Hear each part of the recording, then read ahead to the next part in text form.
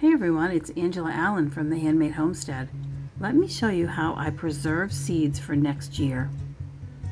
These are parsley seeds. I've been drying them in a bowl for a couple of days. They feel like they're dry, but you know how you can never be completely sure.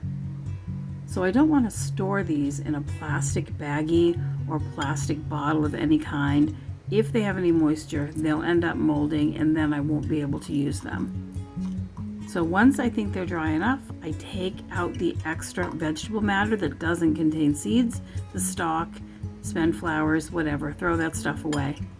I clean all the chaff out of them that I can, but I'm not overly picky about it. I just want to make sure they're able to dry. And then I take the seeds and I place them in a fabric disposable tea bag. You can buy these on Amazon for $100 or $200 or $300 at a time, very inexpensively. I always have them on hand because I make my own tea. So I fill it full of seeds, label it, I tie it shut. I'm not going to put too much in a bag because the air gets through them. They will continue to dry, but I don't have to worry about them getting dirty, lost, or bothered by bugs.